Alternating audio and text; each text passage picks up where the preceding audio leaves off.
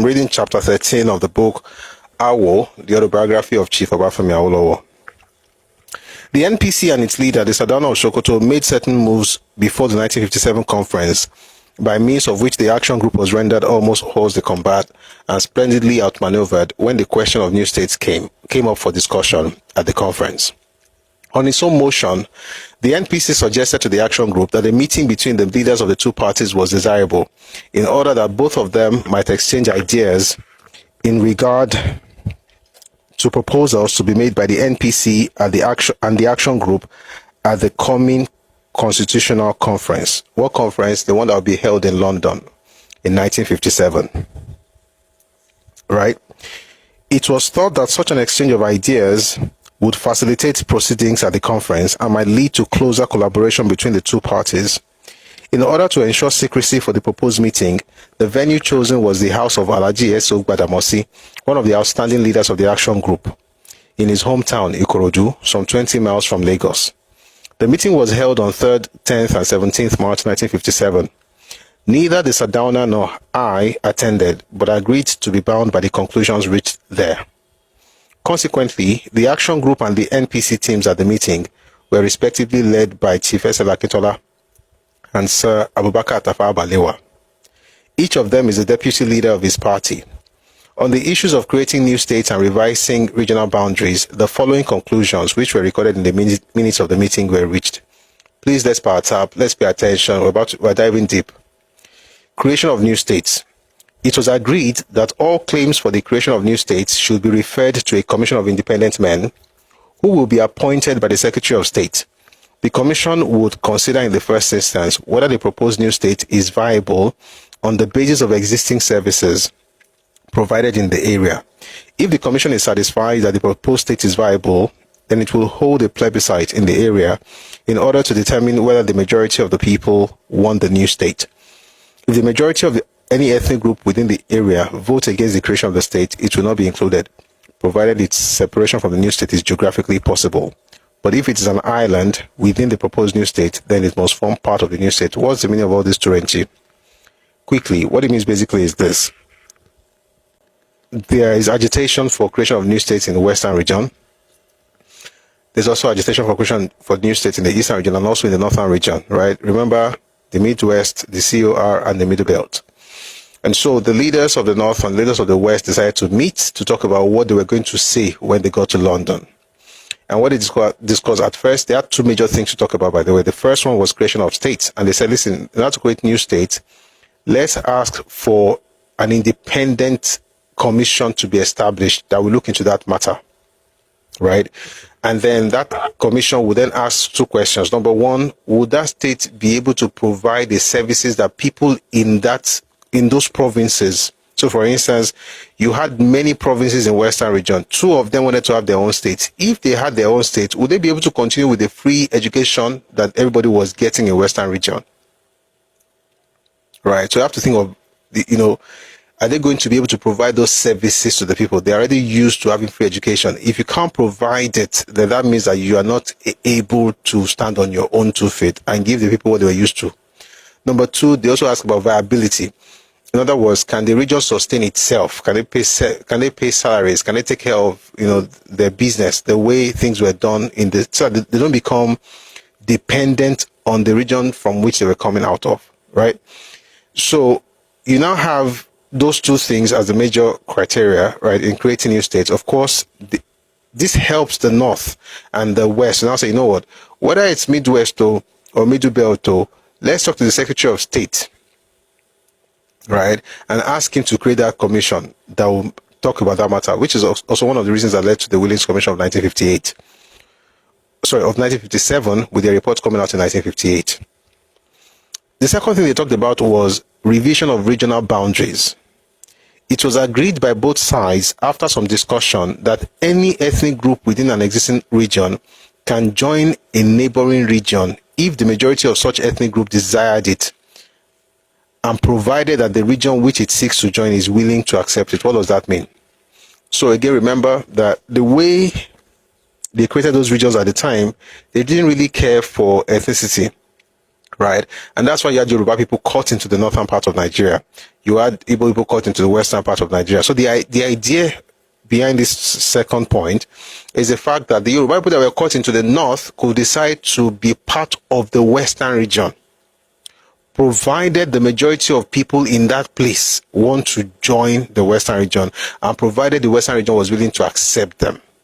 So when you look at the two things they agreed to here, it looks like this makes sense. Like, this is what the West would like, and the North was also willing to consider on these matters.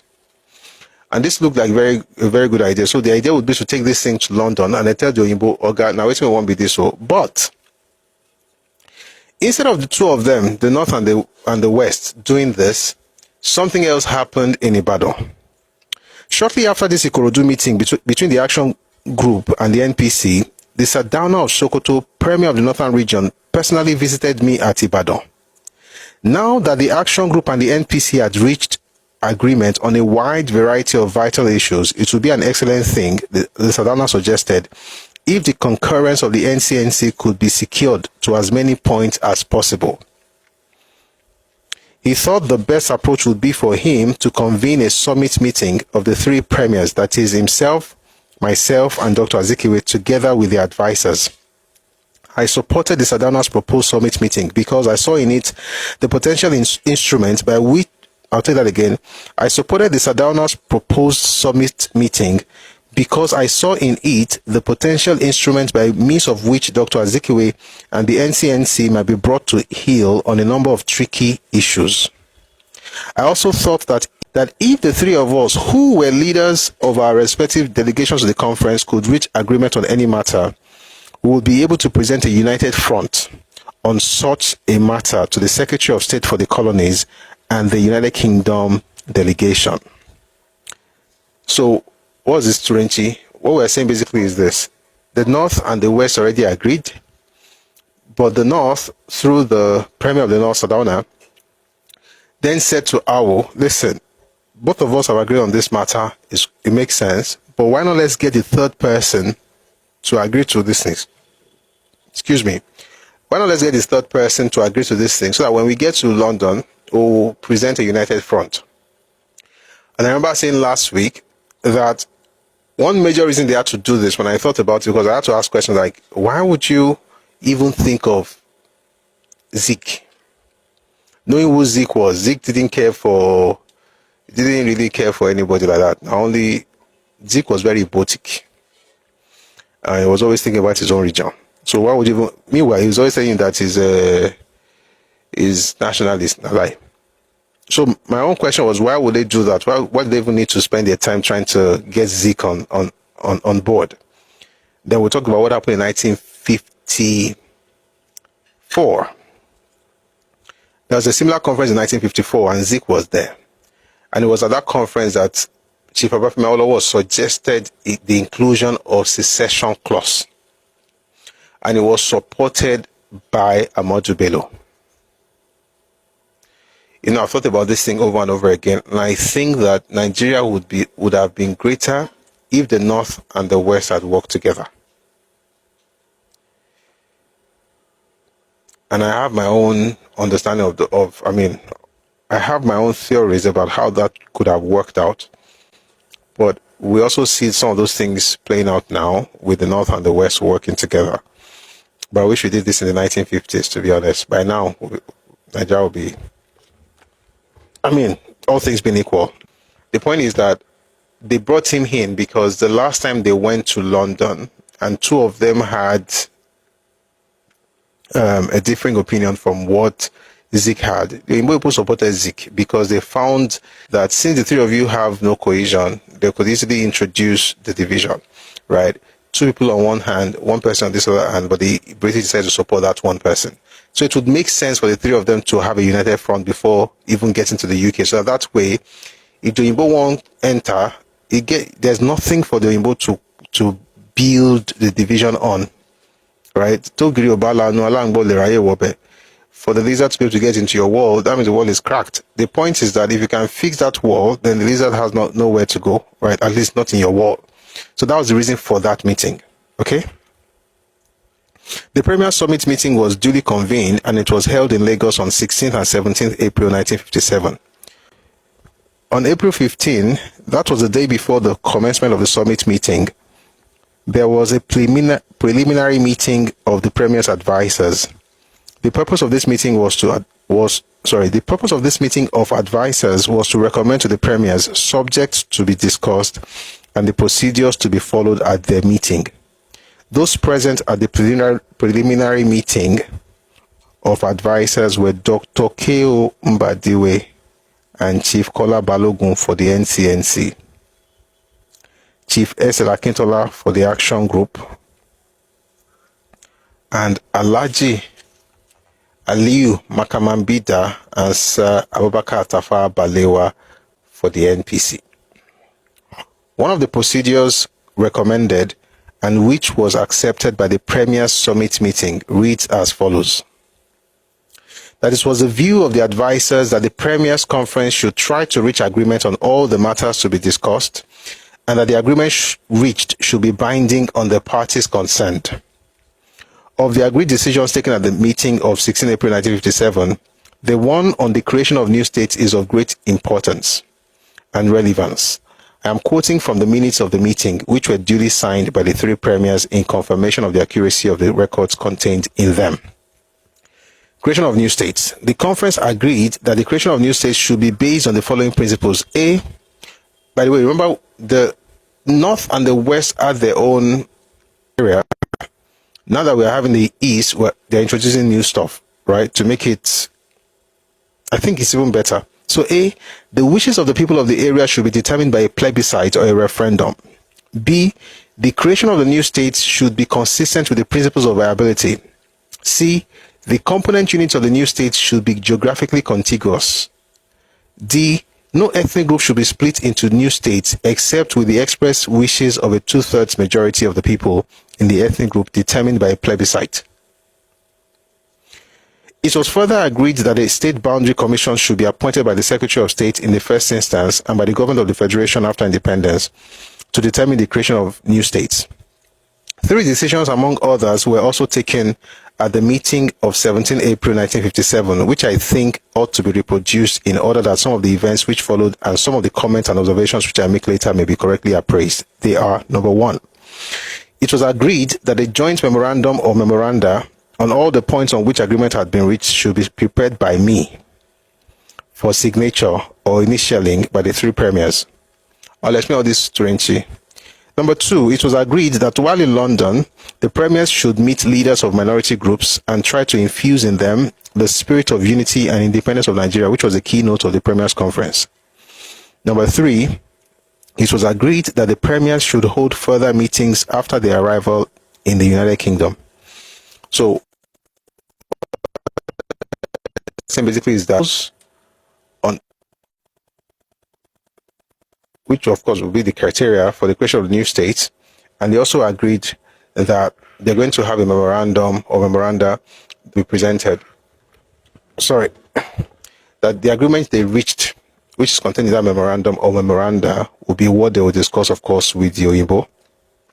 Also, they agreed that the Premiers, the three of them, will meet the minority groups in London and talk to them about independence.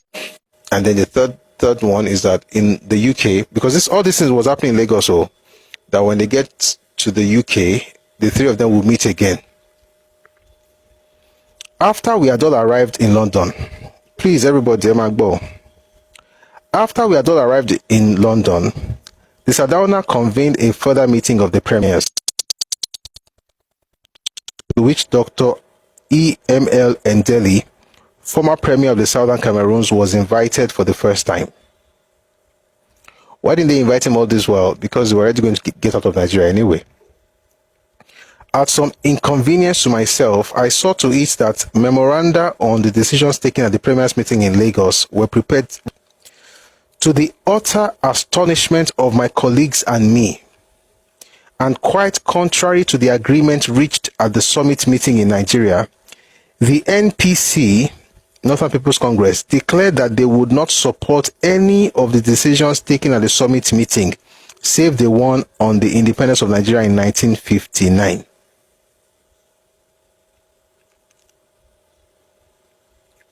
the North pulled out. So what would you call the North now? Backstabber?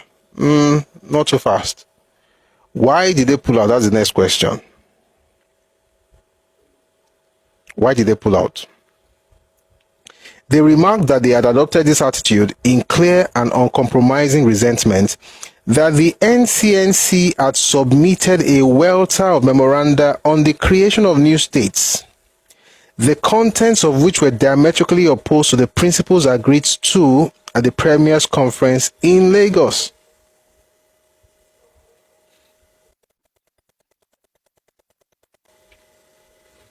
What does this mean? It means that they agreed to do something in Lagos that when we get to London, independence, state creation, this, that, let's agree, we agree, Abi. You get to London and the NCNC, led by Zik, different set of members to the British. And the things they wrote in their own memoranda were totally agreed on in Nigeria before they left. Again, those who call people backstabbers and traitors and all those terrible things, they have a history of doing it several times in Nigeria's history. And it's important to mention it. It's very important. The idea of state creation where they will have cassava and kola nut states in Nigeria. Sorry, in Yoruba land. I think I mentioned this last time. They wanted to have, so we had 3 regions. They said, oh, don't touch northern region. No. Don't touch eastern region. No. But so that western region, break it into 4. They wanted Lagos and Colony State. They wanted Western State. They wanted Midwest State. They wanted kola nut and cassava state. That's Azikiwe's very good idea of how to do stuff. That's Azikiwe's very good idea. That's his brilliant idea of state creation, where they will not touch the East, but they will break the West into 4. So to make it very clear, even though they had a plan before leaving Nigeria, in 54, they didn't have that plan on secession. And Azikiwe did what he did against Nigeria, because I believe he did against Nigeria. That's why his people are still suffering and are still agitating for secession that they will not get. The group that can bring secession to this Nigeria, I know the group, I don't like to talk about it, but it's the truth. The group that can bring secession or break up Nigeria is not going to be like by shouting and by doing sit at home. The EU should not be the one to do it, especially because they're the ones who are against the secession clause. But again, life happens. Anyway, the point I'm trying to make is, even though they agreed before leaving Nigeria that they were going to have states and this, and they had their own criteria and stuff like that, the 3 of them, the North, the West, the East, they all agreed. When they got to London, it was the East, with their party, NCNC, that actually changed everything and betrayed the trust of every other person. And because of what they did, the NPC then decided to pull out. Throughout the resumed Premier's meeting in London, in fact, let me read that part again from the top. To the utter astonishment of my colleagues and me, and quite contrary to the agreement reached at the summit meeting in Nigeria, the NPC declared that they would not support any of the decisions taken at the summit meeting, save the one on the independence of Nigeria in 1959. They remarked that they had adopted this attitude in clear and uncompromising resentment that the NCNC had submitted a welter of memoranda on the creation of new states, the contents of which were diametrically opposed to the principles agreed to at the Premier's Conference in Lagos. Throughout the resumed Premier's meeting in London, the NPC remained adamant and the NCNC uncommunicative. These are people that are shouting one Nigeria, Abi. You are a bigot, you are a trigot. These are the people. Because whatever you see from the Southeast today is the exact replica of what happened in the eastern region of those days and the NCNC. It's the same thing. So they changed it, and they tried to reach the MPC, of course. I want Shagiti Pan will change. NCNC that Beboje, they were not communicative in London. After this meeting, the Action Group party line on the issue became rather jagged and disconcerted.